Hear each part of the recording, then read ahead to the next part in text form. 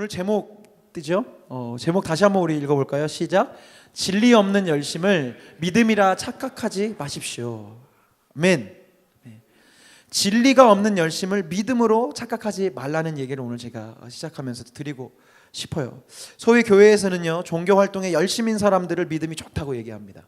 예배 참석 꼬박꼬박 잘하고 헌금 생활 열심히 하고 봉사하고 선교 나가고 하는 사람들 소위 믿음이 좋네. 저 청년 믿음이 좋네. 저 자매 믿음이 좋네. 저 집사님은 권사님은 믿음이 정말 좋아 라고 이야기합니다. 네, 맞습니다. 믿음이 좋을 수 있습니다. 왜냐하면 예배를 참석하고 헌금을 드리고 봉사하고 선교를 하는 이유가 주님을 향한 믿음과 이웃을 향한 사랑 때문이라면 그분은 믿음이 좋은 게 맞습니다. 그렇죠? 주님을 향한 사랑이 넘치고 이웃을 향한 사랑이 넘치기 때문에 내가 예배 드리지 않을 수 없고 주님 앞에 감사해서 헌금을 드리지 않을 수 없고 내가 그 이웃을 섬기고 사랑하기 위해서 봉사하고 선교하는 사람, 믿음의 사람이죠. 그런데 재밌는 것은 겉으로 볼 때 예배를 잘 참석하고 헌금도 잘 내고 봉사하고 선교를 잘하는 소위 믿음 좋은 사람의 실제 그 모습을 볼 때 실제로는 사랑이 없고 믿음이 없는 모습들을 볼 때가 참 많이 있다는 거예요. 오늘 여러분들에게 정말 핵심으로 전하고 싶은 원리는 그것입니다. 열심보다 중요한 것은 방향이라는 거예요. 아무리 열심히 무언가를 하고 종교적인 활동을 한다고 해도 그것이 방향이 잘못되어 있으면 그것은 온전치 않습니다. 사도 바울은 종교적 열심의 대명사였죠. 빌립보서 3장 5절 말씀에 이렇게 기록되어 있습니다. 나는 8일 만에 할례를 받고 이스라엘 족속이요 베냐민 지파요 히브리인 중에 히브리니요 율법은 바리새인이요 열심으로는 교회를 박해하고 율법의 의로는 흠이 없는 자라. 우리가 지금 계속 언크리스천 시리즈를 하면서 우리의 비유의 대상이 되었던 건 바리새인이었습니다. 근데 바울이 고백하는 거예요. 나는 바리새인 중에서도 바리새인이었다. 나는 완전히 정말 열정적이고 골수 바리새인이었다. 그리고 내 안에 어떤 열심이 있었냐면 교회를 박해하고 교회를 무너뜨리고 예수님 믿는 사람을 잡아가는 일에 열정이 넘쳤다는 거예요. 바울은 그가 나중에 전도 여행을 다니고 편지를 쓴 것만 봐도 얼마나 열정이 많은 사람인지 우리가 짐작할 수 있는데 그의 그 열정은 온전치 않았어요. 방향이 잘못되어 있었습니다. 열심히 했지만 그가 갖고 있는 유대교라는 종교적인 틀로 보면 얼마나 열심히 있고 얼마나 그 종교적인 열의에 차 있었습니까? 그러나 주님은 그를 옳게 여기지 않으셨죠. 오늘 방금 우리가 좀 길게 읽은 이 본문에 나온 바리새인들의 모습도 마찬가지입니다. 이 바리새인들은 종교적인 열심, 열성으로 말하면 둘째가 말하면 서러운 사람들이죠. 금식합니다. 일주일에 2번씩. 2번이라는 것이 아침 1번, 저녁 1번이 아니고요. 통째로 평생을 월요일 1번, 목요일 1번 밥을 먹지 않아요. 11조 꼬박꼬박 내죠. 예전에 말씀드렸잖아요. 감자를 수확해서 그 감자에 감자칩을 만들어도 그 감자칩에 11조를 낼 만큼 철저한 11조를 드렸습니다. 안식일 지키는 거 예수님하고 그것 때문에 계속 부딪혔죠. 성경 암송합니다. 달달달달 토라를 외우고요.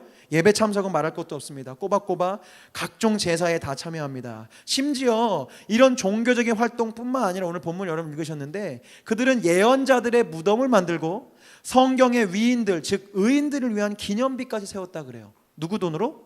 자기 돈으로. 자기 희생과 헌신이 따르는 겁니다. 자, 이 단어만 보면 이것만큼 그리스도인다운 게 어디 있습니까?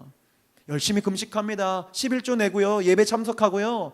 헌신해요. 자기의 것을 다 들여서 성경에 나와 있는 그 믿음의 사람들을 위한 기념비를 만들고 무덤을 만들고 그런 일들을 합니다.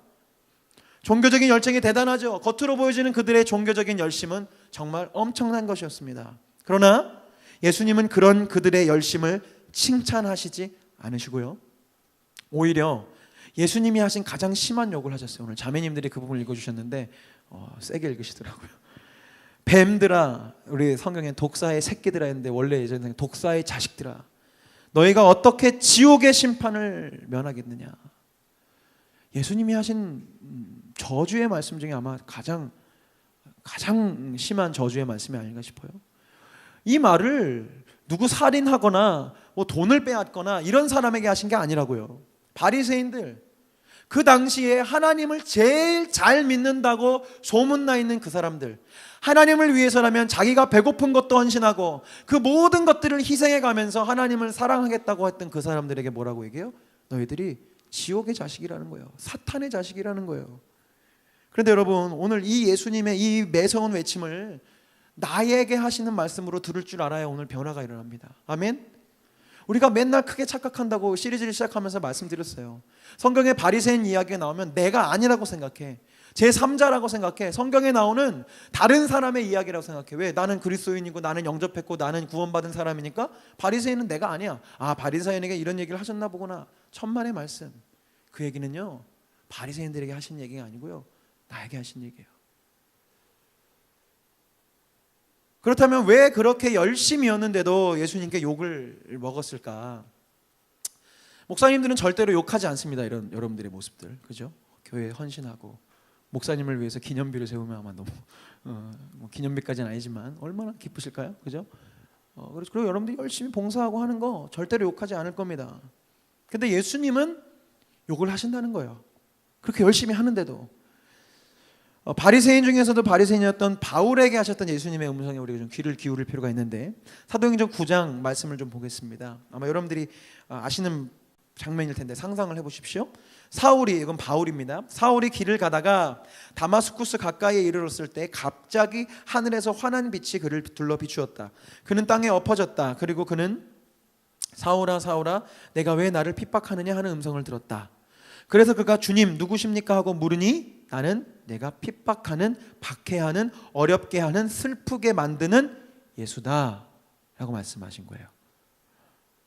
예수님이 바울의 그 열정을 보고 슬프셨어요. 왜 그랬을까?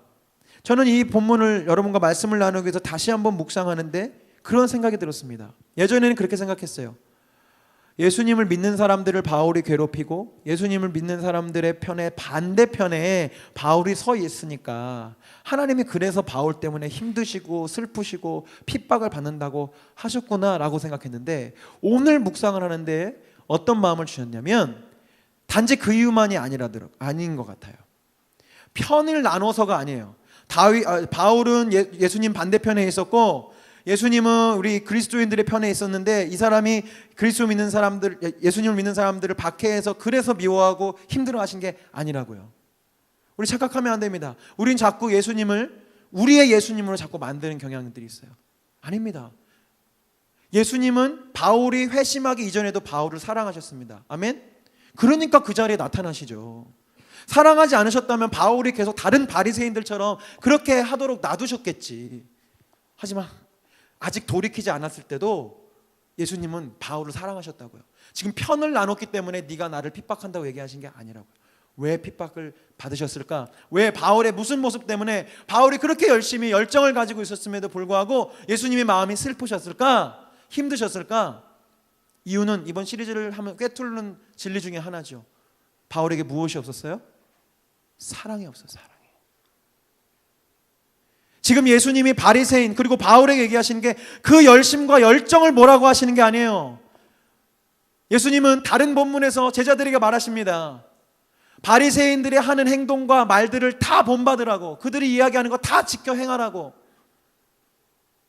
그들의 열심을 본받아야 해요. 그러나 무엇이 없을 때 욕을 먹어요? 예수님께? 사랑이 없을 때. 바울에겐 열심은 있었지만, 종교적인 옳고 그름은 있었지만 예수님 그거 다 이해하셨을 거예요. 왜요? 바울이 일부러 사람 죽이고 다닌 게 아니었거든요. 자기의 유익을 위해 사람을 죽이고 다녔던 게 아니에요. 자기의 신념이 있었거든요. 지금 우리가 뭐 신천지나 다른 이단을 보듯이 그 당시 유대교에서는 죽은 사람을 부활했다고 믿으면서 다니는 그 무리들은 이단이었어요. 유대교를 무너뜨리고 하나님에 대한 신성 모독을 하는 그런 사람들이었다고요. 바울은 철석같이 여호와 하나님을 믿었으니 그에게는 그것이 틀린 일이니까 그 틀린 일을 바로잡기 위해서 이단들을 잡아 가두고 이단 중에서도 우두머리들을 죽이는 일들을 감당하려고 했던 것이죠. 하나님은 그것을 모르셨을까요? 하나님이 그 바울의 순수한 그 마음을 모르셨을까요? 아셨을 거예요. 그러나 예수님이, 하나님이 바울에게 혼을 내시고 지금 나타나셔서 네가, 너 때문에 내가 힘들어 죽겠다라고 말씀하신 이유는 무엇이냐? 바울에게 무엇이 없다? 사랑이 없었습니다. 바울은 자신의 오름은 있었지만 그 오름을 사랑으로 베풀지 않았어요. 한번 생각해 보십시오. 만약에 바울이 예수님을 만나고 복음을 영접한 이후의 모습처럼, 지금 상상해 보는 거예요. 그가 예수님 믿는 사람들을 만나서 다시 설득하고 말로 해서 왜 유대교로 돌아와야 되는지 그렇게 차근차근 설명했다면 예수님이 좀 덜 혼을 내셨을 수도 있어요. 그리고 그 과정 중에 바울이 변화될 수도 있었고요. 그러나 바울은 어떻게 했어요? 나와 다른 믿음을 갖고 있는 사람들을 사람으로 인정하지 않고 짐승처럼 잡고 죽였던 겁니다. 예수님은 그 모습을 지금 말씀하시는 거예요. 바리새인들이 예수님을 죽이기로 작정한 것은 예수님이 십자가에 달리시기 2년 전부터입니다. 성경을 보면 이런 유월절을 기점으로 이제 예수님의 이 공생의 기간을 카운팅을 하는데, 예수님이 십자가에 달리시는 유월절에 그 두 해 전 유월절 어떤 그 명절 때 바리새인들과 유대인들이 예수를 죽이기로 결정했어요. 그러니까 예수를 죽이기로 갑자기 결정한 게 아니라고요. 오늘 딱 결정하고 내일 모레 죽인 게 아닙니다. 그들은 2년 동안 예수를 죽일 계획을 갖고 있었어요. 그런데 어떤 목사님께서 계산을 하셨습니다. 한 성경을 연구하시는 목사님이 당시 바리새인들이 2년 동안 드렸을 예배의 횟수를 세보신 거예요. 그 당시 유대교 그 회당에 모이는 집회 횟수가 있었겠죠. 저는 잘 모르지만 좋게 2년 동안 200회 이상이었습니다. 그 바리새인들과 유대인들이 여호와의 말씀과 임재 앞에 서는 횟수가 몇 회? 200회. 근데 그 목사님이 그렇게 해석을 하셨어요. 이 바리새인들과 유대인들이 2년 동안 200번이나 주님 앞에 예배하고 하나님의 임재와 말씀 앞에 섰음에도 불구하고 그들은 무슨 마음이 사라지지 않았어요? 자기가 미워하는 사람, 자기와 다른 예수 그리스도를 따르는 그 사람을 죽이고자 하는 마음이 없어지지 않았다고요. 여러분, 굉장히 중요한 겁니다. 예배를 200번 드려도 내 마음속에 미움이 바뀌어지지 않고, 내가 아무리 열심히 교회에서 봉사하고 뭐 나무에서 뭘 하고 한다고 할지라도 내가 누군가를 용서하지 않고 미워하지 않는다면 여러분의 예배에는 문제가 있는 겁니다. 그 종교적인 열심은 아무 소용이 없는 거예요. 저희 친척 중에 참 마음이 아파요. 왜냐하면 가족인데 왕래하지 않습니다. 이 가족 간에 불화가 생겼어요. 어떤 일들 때문에. 물론 돈 문제도 좀 섞이고 해서 가족인데 명절 때 만나지도 않고 같이 이렇게 소통하지 않습니다. 그 모습을 제가 바라보면서 참 안타까운 것이 무엇이냐면, 그런데 그 각 가정들이 하나같이 신실한 그리스도인이라는 거예요. 정말 열심히 교회 다니고 교회에서 성가대하고 봉사하고 각자의 교회에서. 그런데 20년이 지나도록 만나지 않아요. 도대체 무엇이 잘못된 걸까요? 20년 동안 성가대 찬양하고 봉사하고 원수를 사랑하는 설교 강단의 말씀을 수없이 들었음에도 불구하고 명절날 내 형제를 만나지 않는단 말입니다. 이게 지금 오늘날 한국 교회의 문제예요. 바리새인들처럼 200번 예배를 드려도 예수님을 끝내 죽인 것처럼 200번 찬양을 하고 200번 예배를 드리고 200번 11조를 내도 내 안의 마음은 바뀌어지지 않는가? 여러분, 이것은 그리스도인이 아닙니다. 확실히 아셔야 됩니다. 바울은요, 이렇게 잘못된 방향으로, 사랑이 없는 방향으로, 정죄와 심판의 방향으로 무서운 속도로 내달렸습니다. 그때 예수님께서 다메섹에서 바울을 스탑시키시고 만나주셔서 바울이 회심을 했죠. 돌이켜 전혀 다른 방향으로 달려가기 시작합니다. 그 바울의 느낌이 어떠한지 한번 보십시오. 빌립보서 3장 7절에서 9절 말씀입니다. 그러나 무엇이든지 내게 유익하던 것을 내가 그리스도를 위하여 다 해로 여길 뿐더러 또한 모든 것을 해로 여김은 내 주 그리스도 예수를 아는 지식이 가장 고상하기 때문이라. 내가 그를 위하여 모든 것을 잃어버리고 배설물로 여김은 그리스도를 얻고 그 안에서 발견되려 함이니 내가 가진 의는 율법에서 난 것이 아니요 오직 그리스도를 믿음으로 말미암은 것이니 곧 믿음으로 하나님께로부터 난 의라. 아멘. 바울은 그 전에 유대교와 여호와 하나님과 자신의 종교적인 열정이 자기 가는 방향의 끝이었어요. 그러나 이 말씀을 보면 어떻게 되었습니까? 다 무엇으로 바뀌었죠? 표시해놨죠, 제가? 그리스도. 그 전에 자기가 갖고 있었던 학식과 종교적인 열심과 자기의 바리새인이라는 어떤 그런 위치, 빌립보서에 기록 안 됐지만 로마 시민권을 가지고 있는 권력층이 될 수 있는 그 모든 것들을 뭘로 여기냐면 다 배설물로 여긴다는 거예요. 더 이상 가치 있는 것을 여기지 않는 거예요. 길을 돌이켜서 이제 그리스도께로 달려가는 것이죠. 폴 워셔 목사님, 굉장히 복음적인 목사님, 그 회심이라는 책에서 회개의 의미를 이렇게 기록하셨습니다. 신약 성경에서 회개하다라는 표현은 인식하다, 이해하다라는 뜻의 동사와 변화를 뜻하는 전치사로 이루어진 헬라어 동사입니다. 즉 회개는 사물에 대한 의식이나 현실 인식이 획기적으로 변화하는 것을 의미합니다. 아멘. 아멘. 이미 저를 통해서 이 회개의 진정한 의미를 들으신 분이 많이 계시겠지만 다시 한번 오늘 너무 분명히 하십시오. 회개는요, 회개 기도를 한다는 건요, 우리 어렸을 때 너무 잘못 배웠어요. 내 죄를 고백하고 자백하면 하나님이 나 용서해 주셔. 그게 회개 기도야. 아닙니다. 내 죄만 고백하면 뭐합니까? 이를테면 이런 거예요. 내가 누구를, 제가 유리자매를 미워했어요? 막 미워했어요? 그렇다고 치자고요. 네. 갑자기 진지해지셔가지고 여러분들이 진짜인 줄 알았는데 미워했어요. 근데 제가 하나님 말씀 읽다가 회개하게 된 거예요. 하나님, 제 유리자매를 미워했습니다. 이제 미워하지 않겠습니다. 미워한 죄를 용서해 주세요. 고백했어요. 자, 이게 주님이 원하시는 회개인가요? 아니죠. 내가 유리를 찾아가야죠. 미워하기로 한 마음을 이제 내려놓고 회개를 했다면 찾아가서 내가 그동안 너를 미워했다는 것에 대해서 어떠한 방식이든 사과를 하고, 미워하는 게 아니라 이제는 사랑하는 방법으로 바뀌어지는 것이, 그것이 주님 원하시는 회개입니다. 근데 많은 사람들이 착각해요. 영화 밀양에서처럼 나 하나님 앞에 내 죄를 다 고백했고 하나님 내 죄 다 사해 주셨다고. 그런 것처럼 내 죄를 다 자백하는 것이 회개 기도라 생각하는데 천만의 말씀, 그것은 회개의 시작일 뿐입니다. 왜? 내가 무엇을 내가 잘못 걸어가고 있었다는 것을 인식을 해야 그 다음 돌이키니까. 당연히 내 죄를 고백하고 내가 지은 것들이, 내 마음이, 내 지금 마음속에 있는 문제들이 죄가 됨을 인식하는 사람만이, 고백하고 인정하는 사람만이 돌아설 수 있죠. 내가 지금 가는 방향이 잘못됐다고 인식이 되어야 그 길을 돌아설 거 아니에요. 여러분들이 뭐 운전을 하시는 분들은 내비게이션을 켜고 가다가 잘못된 방향인 걸 깨달을 때 다시 유턴을 해서 돌아오잖아요. 회개란 단지 죄를 고백하는 게 아닙니다. 내 삶을 돌이키는 거예요. 반대로. 이것을 더 구체적으로 성경은 무엇이라고 얘기하냐면 로마서 12장 1절에서 2절 말씀입니다. 잘 아시는 말씀이니까 여러분들 한번 큰 목소리로 읽어주세요. 시작.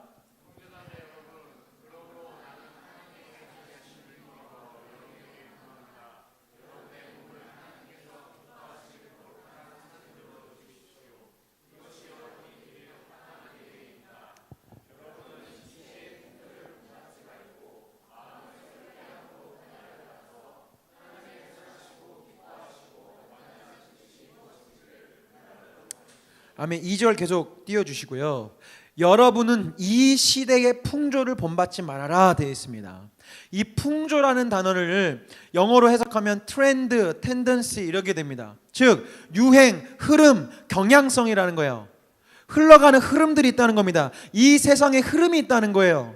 이 세상에 흘러가는 그런 방향, 그런 경향성, 그런 유행들을 본받지 말고 마음을 새롭게 해서 주님을 향해 달려가라. 이것이 그리스도를 향한 하나님의 뜻이라는 거예요. 이것을 비유하자면 이런 겁니다. 여러분, 에스컬레이터가 이렇게 내려가잖아요. 근데 여러분들이 내려가다가 위에서 뭘 놓고 왔다고 쳐보십시다. 물론 점잖으신 분들은 내려가서 다시 가갖고 올라가는 편을 타겠지만, 저처럼 점잖지 않게 빨리 구해야 되면 어떻게 하겠어요 여러분들? 뒤를 돌아서 에스컬레이터 내려가고 있지만 나는 열심히 위로 올라가갖고 그 위층으로 다시 가려고 하지 않겠어요? 제 말 이해되시죠? 그런 거 한 번쯤은 해보셨죠? 나만 해본 거 아니죠? 네. 그런 경험 기억하시잖아요. 그게 그리스도의 삶이라는 거예요. 어쩔 수 없습니다. 이 세상은 자꾸 내려가요. 비유하자면 에스컬레이터 내려와요. 거기 위에 우리는 지금 살아가고 있는 거예요. 우리가 예수님을 만나기 전에, 복음을 만나기 전에, 무엇이 참된 가치인지 만나기 전에는 우리가 몰랐어요. 그래서 그냥 세상 사람들과 똑같이 저 밑이 죽음으로 불이 활활 타고 있음에도 불구하고 몰랐기 때문에 그냥 그것이 편하니까, 그것이 자연스럽고 힘이 안 드니까 쭉 내려가고 있었어요. 그러나 어느 날 예수님을 만났어요. 저기 내려가면 죽는구나, 저 위로 올라가야 돼. 그럼 어떻게 해요? 돌아서는 거예요. 이것이 무엇이다? 회개라는 겁니다. 내 몸을 돌아서서 지금 나를 계속 밑으로 내려가게 만들지만 나는 위로, 그 속도보다 더 빠르게 걸어 올라가서 위로 가려고 하는 그 신앙의 과정들, 그 열심이 주님이 원하시는 믿음의 열심이라는 거예요. 그러니 예수님을 따르는 길이 얼마나 힘든 길입니까? 그래서 좁은 길인 거예요. 달리 좁은 길이 아니에요. 100명의 사람들은 다 내려가는데 나 혼자만 거꾸로 올라가야 돼. 좁은 길이죠. 고난의 길입니다. 눈물의 길입니다. 왜요? 힘이 들잖아요. 남들은 그냥 편하게 흐름에 따라서 알아서 다 잘 살아가는데 우리는 거꾸로 살아가야 돼요. 미워할 수 있는데 우리는 미워하면 안 돼요. 내 것을 챙기면 딱 좋은 상황인데 내 것을 챙기지 말아야 돼요. 얼마나 힘들어요. 근데 나 혼자만 힘들면 그나마 견디면 되는데 다른 사람들의 눈초리가 있습니다. 그렇죠? 여러분들 실제로 백화점에서 한번 이번 주에 한번 실험해 보세요. 붐 비는 시간에 갑자기 여러분 뒤로 서서 올라가면 사람들이 뭐야 이 사람 뭐 이럴 거예요. 우리의 변화된 모습이 세상 사람들을 불편하게 만들어요. 여러분들의 부모님을 불편하게 만들고 여러분의 직장 동료들을 불편하게 만들어요. 참 재밌죠? 그래서 여러분들이 핍박을 받아요. 너 좀 유별나다. 너 왜 그렇게 사니? 남들처럼 살아라. 그래서 그리스도를 따른다는 것은 어렵습니다. 그러나 여러분 오늘 확실히 결단하십시오. 그래요. 어떤 사람은 그렇게 돌아서서 위로 올라가다가 지칩니다. 지칠 때가 오죠. 힘들죠. 잠깐 쉬어요. 그럼 어떻게 돼요? 다시 우리는 뒤로 내려가요. 그렇지만 여전히 위를 바라보고 있는 사람은 잠깐 쉬어 뒤로 뒷걸음질 치더라도 다시 올라가면 됩니다. 또 어떤 사람은 그렇게 올라가다가 갑자기 헷갈려. 아무리 위도 아닌 것 같아. 다시 밑으로 가볼까? 다 옆 사람들 내 친구들 다 밑으로 내려가는 거. 다시 돌아가요. 돌아서요. 밑으로 내려가요. 그러다 또 깨달아요. 그럼 또 회개해요.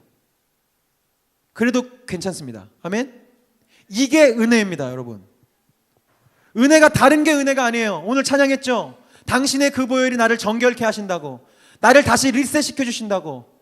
우리 주님은 인자하셔서 너 지금 몇 번째 돌아서냐, 너 그냥 내려가라, 아이고, 이렇게 안 하시고 100번이건 1000번이든 10,000번이든 내려가다 돌이켜서 다시 올라가면 하나님이 기뻐하시고 받아주신다는 거예요. 아멘. 그러나 중요한 것이 있어요. 주님이 억지로 우리를 돌이켜 세우시지는 않아요. 그건 여러분들만 하는 거예요. 근데 여러분 기억하십시오. 살아있는 연어만이 강을 거슬러 올라가 또 다른 생명을 잉태해서 생명을 만들어냅니다. 모양은 똑같지만 죽어있는 연어는 어떻게 돼요? 강에 휩쓸려 내려가는 거예요. 헤엄치고 몸부림치는 살아있는 그 그리스도인들만이 이 세상의 흐름에서 거슬러 올라가서 생명을 만드는 일들을 만든다는 겁니다. 여러분, 그렇다면 이 세상의 흐름은 도대체 무엇일까? 조금 더 깊이 들어가 보겠습니다.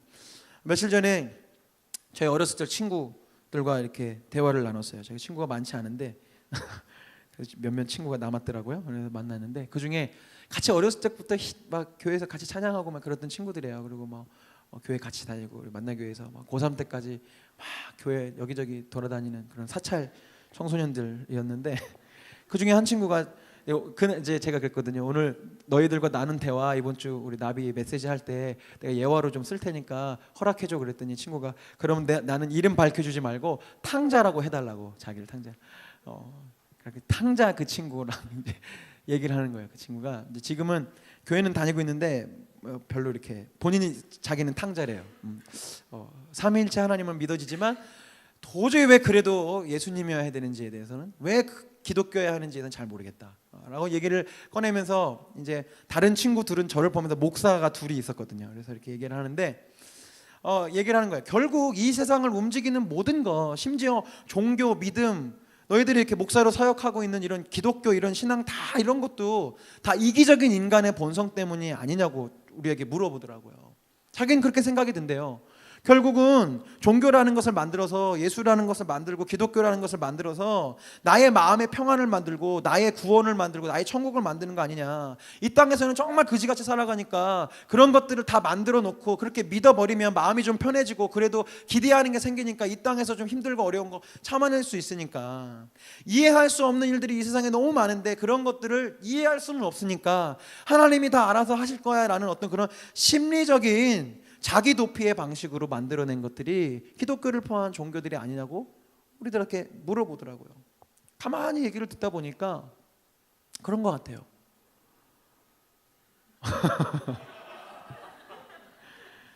그래서 목사인 그 친구와 제가 잠시 커피만 홀짝홀짝 마시다가 근데 여기서 마무리되면은 이 친구를 정말 탕자로 남겨야 될 것 같아서 조금씩 얘기를 시작해 나가면서 제가 오늘 여러분과 나눌 이 메시지를 발견하게 된 겁니다. 그래요.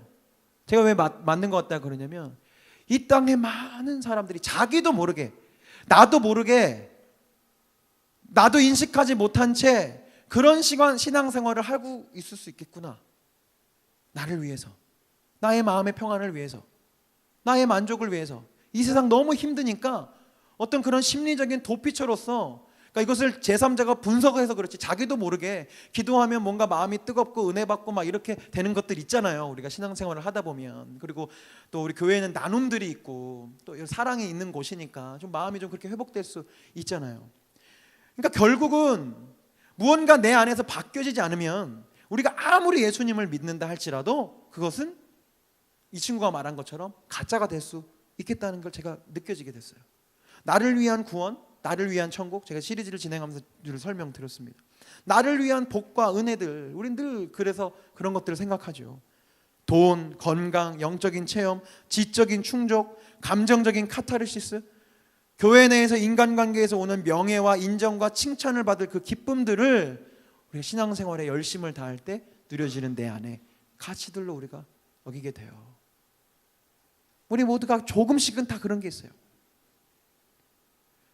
그러나 정말 우리가 회개하지 않으면 이제 우리가 이렇게 열심히 하나님을 섬기고 따르는 이유가 변화되지 않으면 이 탕자 친구가 비판하고 또 탕자 친구 스스로가 괴리감에 빠져 있는 그 모습처럼 우리는 진리에 다다를 수가 없게 된다는 말입니다. 이런 가짜 믿음, 자기를 위한 신앙을 가진 이들을 향해서 바울의 눈물의 외침을 하는데 빌립보서 3장 12절에 이렇게 되어 있습니다. 내가 이미 얻었다 함도 아니요 온전히 이루었다 함도 아니라 오직 내가 그리스도 예수께 잡힌 바 된 그것을 잡으려고 무엇해요? 달려가노라.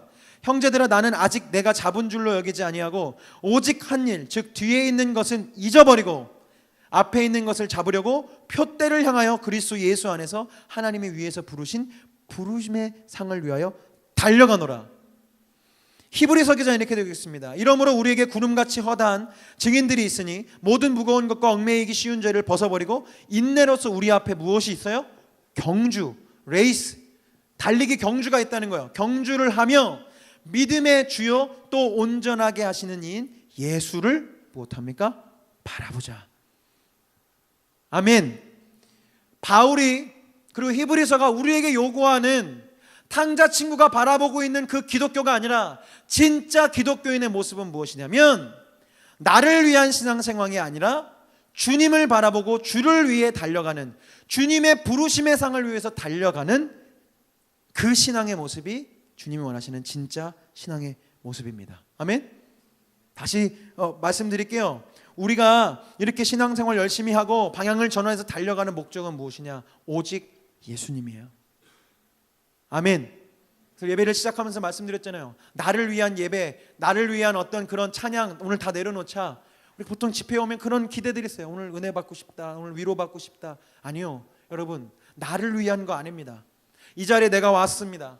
주님을 위해서 살겠다고 고백할 때 주님이 그런 우리에게 위로를 주시기도 하고 그런 우리에게 말씀을 주시기도 하고 그런 우리에게 용기를 주시는 것이지, 많은 사람들이 착각해요. 예배에 와서 용기를 얻고 위로를 받고 어떤 눈물을 흘려서 그것은 끝. 어떤 예배요? 나를 위한 예배죠. 그러나 주님을 위한 것이 되어야 합니다. 나를 위한 주일 성수, 나를 위한 11조, 나를 위한 그 모든 열심들 주님 앞에서는 다 필요 없어요. 의미가 없어요. 왜? 그것으로는 주님의 일을 할 수가 없어요. 왜요? 목적이 나였으니까 나에서 끝나거든요. 심지어 은혜를 받고 심지어 신유의 회복을 경험했다 할지라도 나에서 끝이 나버려요. 생각해 보세요. 예를 들어서 제가 이렇게 찬양사 열심히 하고 말씀을 열심히 선포하다가 제가 뭐 병에 걸렸어요. 죽어야 돼요. 사역을 못하게 됐어요. 나비오십을 다 쉬게 됐어요. 그런데 하나님 기적처럼 나한테 오셔서 회복시켜 주셨어요. 그런데 거기서 끝이 난다면 제가 고침 받은 것과 고침 받지 않은 것과 무슨 차이가 있습니까?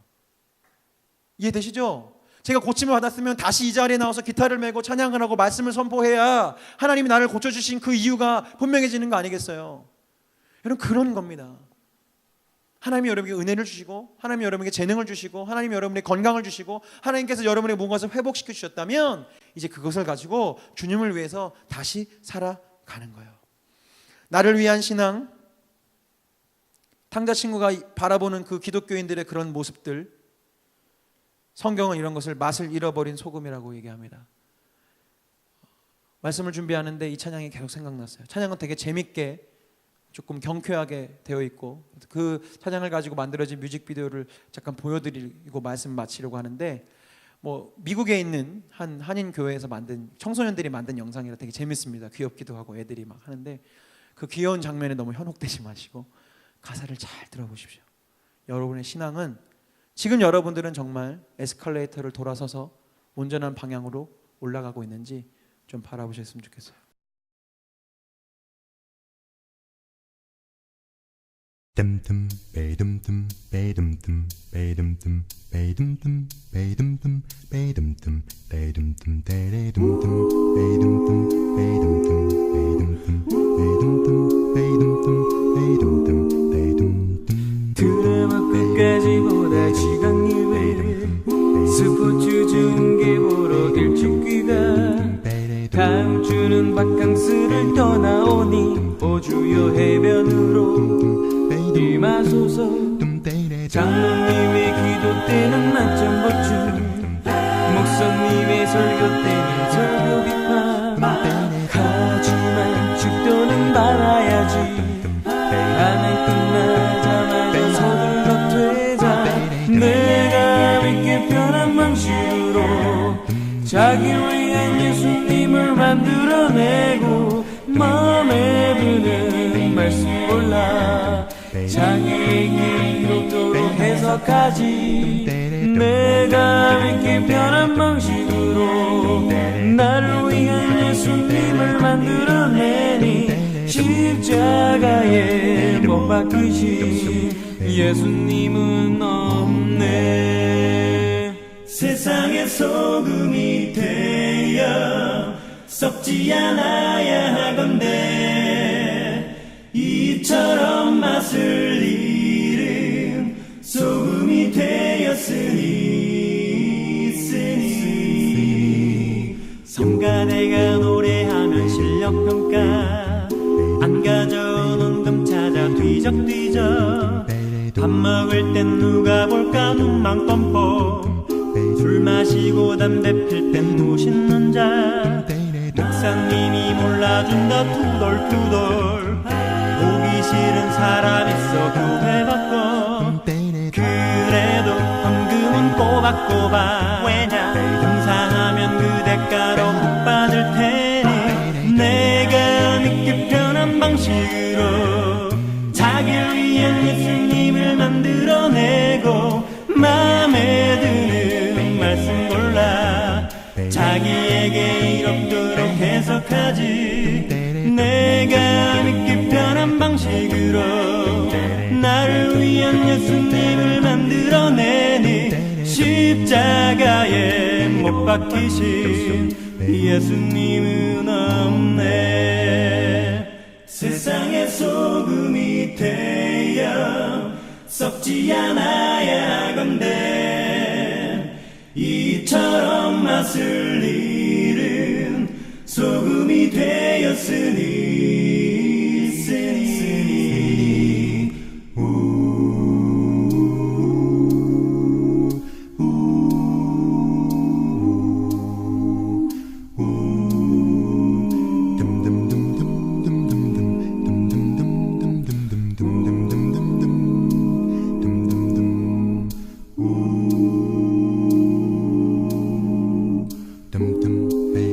어렸을 적엔 기도할 때 눈 뜨면 안 된다는 선생님의 말씀에 아프도록 두 눈 꼭 감고 손 모아 기도했었습니다. 하지만 언제부턴가 내 손은 흐트러져만 갔고 기도할 때 아무렇지도 않게 주위를 둘러보곤 합니다. 주님, 저는 지금 너무나 변해버렸습니다. 저를 용서하옵소서. 이제는 어린아이의 순수함으로 돌아가고자 합니다.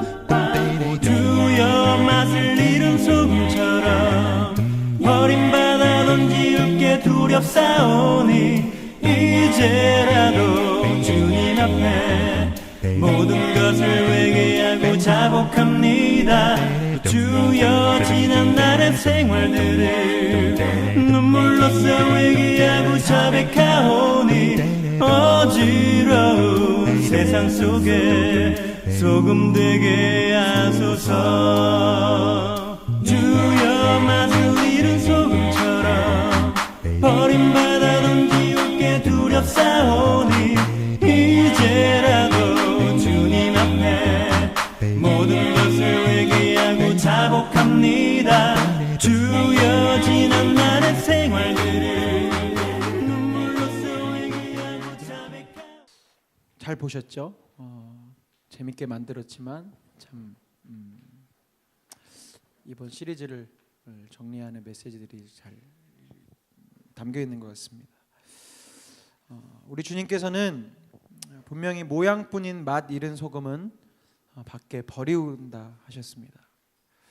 아까 우리 가사도 있었지만 마음에 드는 말씀 골라 자기에게 이롭도록 해석하지라는 가사가 있었어요. 우리가 성경을 다 보지 않고 이런 구절은 다 빼요. 맛 잃은 소금은 밖에 버리운다. 여러분, 이 말은 넌 크리스천들에게 하신 말씀이 아니에요. 소금인데 겉모양은 소금이랑 똑같아요. 하얀색 가루인데 맛을 잃어버렸어요. 그게 뭐예요? 언크리스천이에요. 모양은 크리스천이에요. 교회 다니고 헌금 내고 무언가 열심을 내기도 해요. 그런데 그 안에 소금의 맛이 없어요.